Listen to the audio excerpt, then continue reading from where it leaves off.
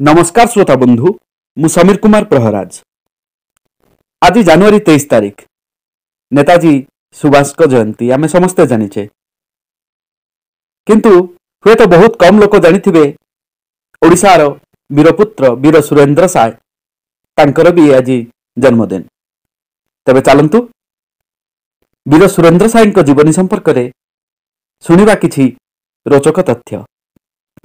संग्राम वीर सुरेंद्र साय संबलपुर भूखंड में स्पर्धित स्वाभिमान स्वर थिले। सिपाही विद्रोह को जदि भारतीय मुक्ति संग्राम प्रथम उद्यम बोली कहा जाए तेबे निश्चित ताहा सुरेंद्र प्रति अन्याय हेबो, कारण तार बहु वर्ष पूर्व से इंग्रेज शासन और विदेशी साम्राज्यवाद विरोध में आरंभ कर सारी विद्रोह और सशस्त्र संघर्ष।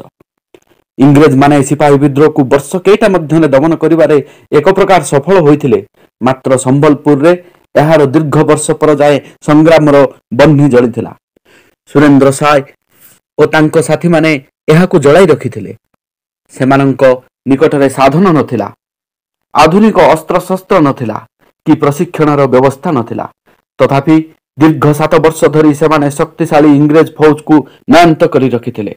जेतेबेले आकुमारी हिमाचल देशर समस्त अंचल इंग्रेज शासनाधीन हो सारी सेतेबेले केवल सुरेंद्र साय और तांको सहयोगींको पई संबलपुर थिला व्यतिक्रम।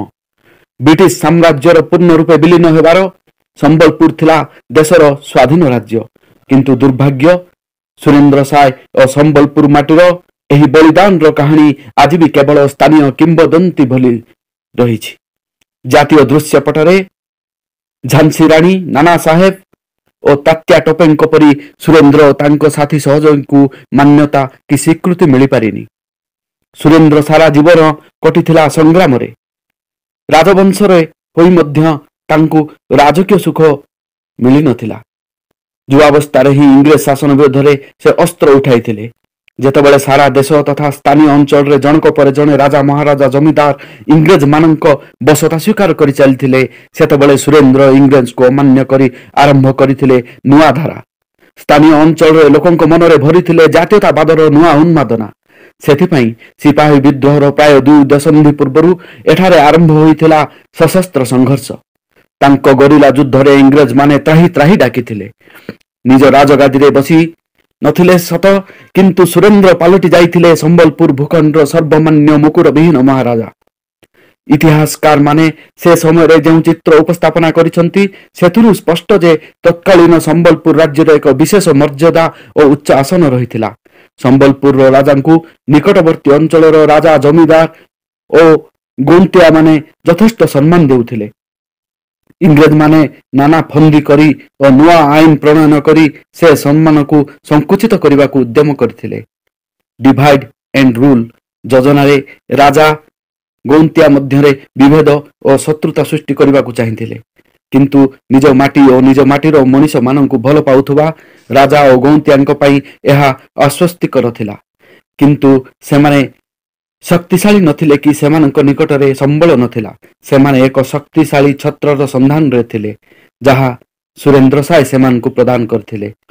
विभिन्न जमीदार और गौंतियांक निकट को जाई सुरेंद्र सेमान को संगठित करथिले। गाँ गाँ बुली लोकंक मध्य स्वाभिमान रो बीजवपन करथिले। लोकंक मध्य विश्वास सृष्टि होइथिला जे सुरेंद्र ही केवल इंग्रेज मान को हराई सेमान को उत्तम अत्याचार मुक्त जीवन प्रदान करि परिबे। 1840 रे सुरेंद्र साय गिरफ हेबा परे तांकु 5 वर्ष जेल दंड होइथिला। मात्र इंग्रेज माने आंशका करथिले जे जेल रु बाहर को आसिले पुणी लोके संग्राम आरंभ करदेबे। सेथिपई तांको जेल दंडादेश को आजीवन कर दिया जाइथिला। दीर्घ 17 वर्ष काल से हजारीबाग जेल रे रहिथिले भी लोकंक मध्य विश्वास थिला जे सुरेंद्र फेरिबे और सेमानंको राजा हेबे। 1857 रे सुरेंद्र साय फेरिले और विप्लव को जोरदार कले। लोकंकर भरोसा आहुरी दृढ़ीभूत हैला। जनसाधारण भी तांको समर्थन सहयोग करथिले, संग्राम रे झास देइथिले। लोक माने जानि सारिथिले सुरेंद्रंक लढई कोनसी व्यक्तिगत स्वार्थ हासिल पाई नुहे, माटी और माटीर मनीषंक पाई लढई।